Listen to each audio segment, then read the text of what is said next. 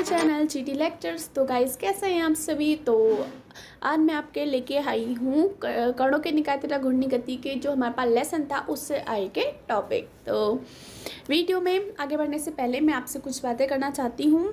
तो गाइस जो है वीडियो बनाना, एडिट करना, ओवरऑल आप जानते हो कितनी मेहनत लगती है। तो प्लीज़ एक लाइक ज़रूर कर देना और जिससे कि और अपने वीडियो और जो वीडियो है उसको प्लीज़ ज़रूर जल्दी से शेयर ज़रूर कर देना, ठीक है। और चैनल अच्छा लगे तो सब्सक्राइब भी कर देना और नोटिफिकेशन को ऑल पे सेट कर देना जिससे कि आपको डेली नोटिफिकेशन मिल जाए जब भी मैं वीडियो डालूँ तो, ठीक है। तो आज का हमारे पास टॉपिक है, इससे पहले हमने न्यूमेरिकल करे हैं सदिश गुणनफल जो कि मोस्ट इंपॉर्टेंट टॉपिक है। एक ना एक क्वेश्चन आपको उस टॉपिक से रिलेटेड मिलता ही मिलता है, ठीक है। तो वीडियो नहीं देखी है तो मैं डिस्क्रिप्शन में लिंक दे दूँगी, आप वहाँ से जाके उसको देख सकते हैं। तो बिन देरी के आज का टॉपिक स्टार्ट करते हैं जो कि हमारे पास है कोणीय वेग, ठीक है। तो कोणीय वेग क्या हो जाता है पहले हम देख लेते हैं।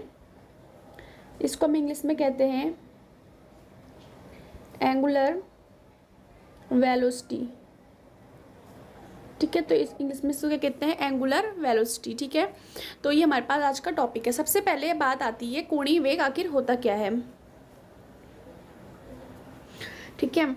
तो वेग तो आपने सुना ही होगा। वेग क्या कहते हैं, कोई वस्तु अपनी स्थिति में परिवर्तन करती है, उसको कितने वेग से फेंका जा रहा है। आपने सुना होगा 9th 10th 11th में, कभी कभी तो सुना ही होगा क्योंकि ये टॉपिक जो है छोटी क्लास से रिलेटेड है। बट कोणीय वेग जो है 11th का टॉपिक है, ठीक है। तो वेग आपने सुना होगा। तो कोणीय वेग क्या होता है, इसकी डेफिनेशन कुछ इस प्रकार है कि किसी गतिमान कण द्वारा किसी बिंदु के परितः कोणीय विस्थापन की दर को कोणीय वेग कहते हैं, ठीक है। जैसे मैं आपको बताती हूँ, मान लीजिए ये आपका हो गया, क्या हो गया, एक कण हो गया। मान लेते हैं ये एक वस्तु है, ठीक है। कोई वस्तु है, ठीक है, ये कोई वस्तु है, ये यहाँ पर थी, ठीक है, यहाँ थी, इसके साथ थीटा कोण बनाते हुए रखी हुई थी। कोई वस्तु यहाँ पर थी, ठीक है, इस स्थिति में वो थी, तो वहाँ थीटा कोण बनाते हुए हमने इसको रखा हुआ है, ठीक है। तो उसके बाद क्या होता है, वह अपनी जगह से जो है विस्थापन करती है, वो यहाँ पहुँच जाती है। तो इसका यहाँ से यहाँ तक क्या हो जाएगा, θ2 हो जाएगा। तो इसने क्या करा, अपनी स्थिति में जो है परिवर्तन कर दिया, यानी उसकी स्थिति प्रारंभिक स्थिति से अंतिम स्थिति जो है चेंज हो गई। मान लेते हैं हमने यहाँ पर से माना ये था A, इसके साथ कोण बनाते हुए B और यहाँ पर से C, ठीक है। तो ये इसने क्या करा, धीरे धीरे अपनी स्थिति में क्या करा, परिवर्तन करा, ठीक है। कोई वस्तु यहाँ पर थी, थीटा कोण बनाते हुए हमने उस वस्तु को रखा है, उस वस्तु ने अपनी स्थिति में जो है परिवर्तन करा, वो सी बिंदु पर पहुंच गई, उसके द्वारा कोण कौन सा बना, θ2। तो इस तरीके से वो जो है राउंड राउंड करेगी थीटा कोण बनाते हुए, ठीक है। तो ये क्या कहलाता है, कोणीय वेग कहलाता है, ठीक है। तो इसकी हम पहले परिभाषा लिख लेते हैं कि कोणीय वेग आखिर होता क्या है। तो मैं थोड़ा जूम कर दे रही हूँ जिससे कि अच्छे से क्लियर हो जाएगा। तो अब मैं जो इसकी डेफिनेशन आपको बता रही हूँ तो ध्यान से देखिएगा। डेफिनेशन कुछ इस प्रकार है, किसी गतिमान कण द्वारा, ठीक है, डेफिनेशन लिखने को आती है, किसी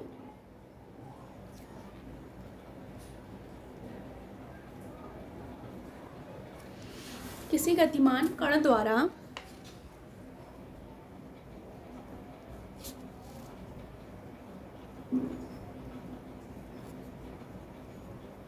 किसी बिंदु के परितः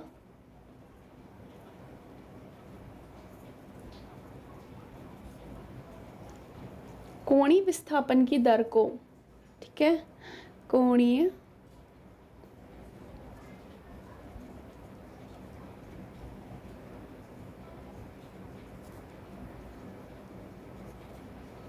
विस्थापन की दर को हम क्या कहते हैं, कोणीय वेग कहते हैं, ठीक है। तो ये इसकी डेफिनेशन है गाइस। सी पेपर में टॉपिक पूछा जाता है 1 नंबर के क्वेश्चन में कि कोणीय वेग क्या है, ठीक है। तो कोणीय वेग क्या है, किसी गतिमान कण द्वारा किसी बिंदु के परितः कोणीय विस्थापन, यानी उसके द्वारा कोण बनाते हुए, कोई भी कोण बनाते हुए उसके द्वारा विस्थापन करना अपनी स्थिति में, वही क्या कहलाता है, आपका कोणीय विस्थापन या फिर कोणीय वेग कहलाता है, ठीक है। तो इसे कैसे प्रदर्शित करते हैं, इसे इस तरीके से आप साइन बना देंगे, ये क्या कहलाता है, ओमेगा। ओमेगा से प्रदर्शित करते हैं, ठीक है, इसको ओमेगा से प्रदर्शित किया जाता है। और मान लेते हैं, अब अगर इसमें देखो, सबसे पहले हमें वेग लेना है। जब आप वेग लेते हैं तो उसकी वो क्या होता है, सूत्र क्या होता है, वेग बराबर विस्थापन बट्टे समयांतराल। ये आपने सुना होगा, वेग बराबर विस्थापन बट्टे समयांतराल। तो यहाँ पर क्या है, कोणीय वेग है तो क्या हो जाएगा, इसका सूत्र मैं बता दे रही हूँ, कोणीय वेग बराबर कोणीय विस्थापन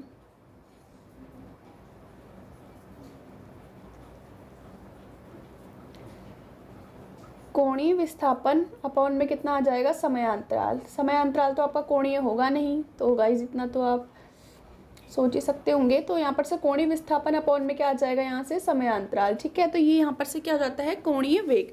किसी गतिमान कण द्वारा किसी बिंदु के परितः कोणीय विस्थापन की दर क्या कहलाती है, हमारे पास कोणीय वेग कहलाती है। ठीक है, इसका मात्रक क्या हो जाता है, रेडियन पर सेकेंड, रेडियन प्रति सेकेंड। कोणीय विस्थापन, ठीक है, कोणीय विस्थापन जहाँ पे आता है तो कोण का मात्रक क्या होता है, थीटा। थीटा कोण आपने सुना होगा, उसका मात्रक क्या होता है, रेडियन, और समयांतराल का सेकेंड। तो क्या आ जाएगा इसका मात्रक कोणीय वेग का, रेडियन पर सेकेंड। ठीक है, तो ये हो जाएगा। अगर इसमें हम लिमिट लगा देते हैं, ठीक है, लिमिट अगर हमने लगाई, omega is equal to limit कहाँ से कहाँ तक लगाई, delta T to delta T tends to zero, इसको क्या पढ़ते हैं, टेंस टू जीरो। तो क्या आ जाएगा, delta theta upon delta T. यहाँ पर विस्थापन को किससे दिखा रखा है, ठीक है, कोणीय विस्थापन को डेल्टा थीटा से दिखा रखा है। तो यहाँ पर से हमारे पास वैल्यू क्या आ जाएगी, ये हमने इसमें लिमिट लगा दी है, तो यहाँ पर से आ जाएगी D theta upon D T. ये आपने पढ़ा होगा समाकलन के सूत्र से। ठीक है, तो ये आ जाता है।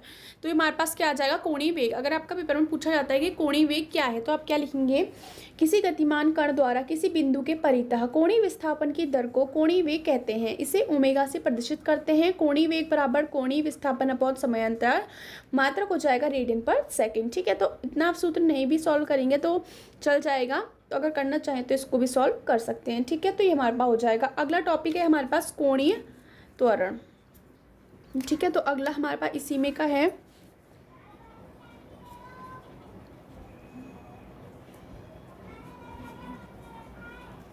कोणीय त्वरण।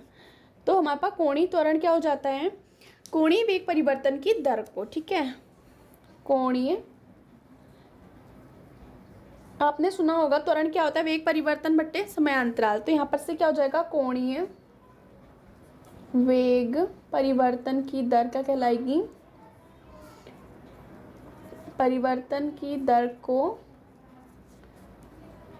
कोणीय त्वरण कहते हैं। ठीक है, कोणीय त्वरण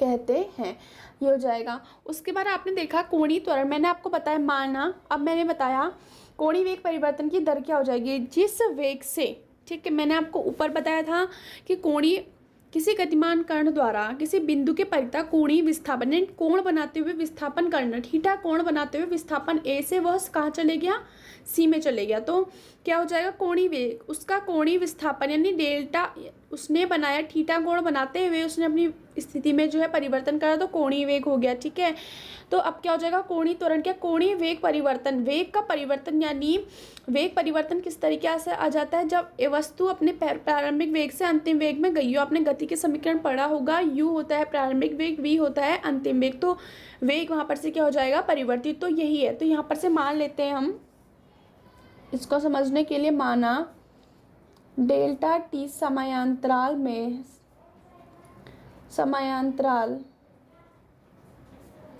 से किसी पिंड का क्या हो जाएगा, यहाँ पर से कोणीय वेग, मैं आपको इसकी स्थिति बता रही हूँ जी, ये स्थिति किस तरीके से आएगी। माना डेल्टा टी समयांतराल से किसी पिंड का कोणीय वेग, कोणीय वेग को आप किससे प्रतिष्ठित करते हैं, ओमेगा। ठीक है, तो ओमेगा से बदलकर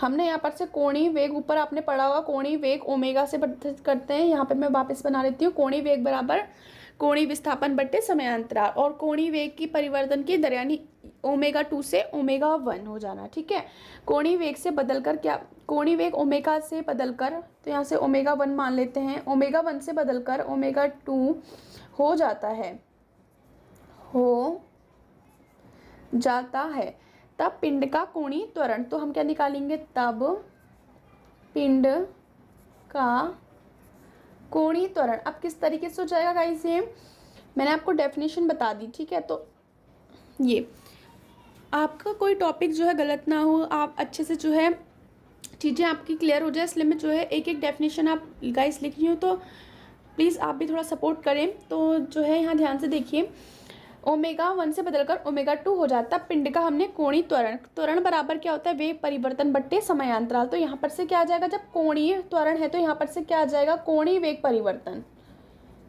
कोणीय वेग परिवर्तन अपॉन में क्या आ जाएगा, वेग परिवर्तन बट्टे समयांतराल हो जाता है। मैंने ऊपर बताया कि समयांतराल कोणीय नहीं हो सकता, तो यहाँ पर से क्या आ जाएगा, कोणीय वेग बट्टे समयांतराल, ठीक है।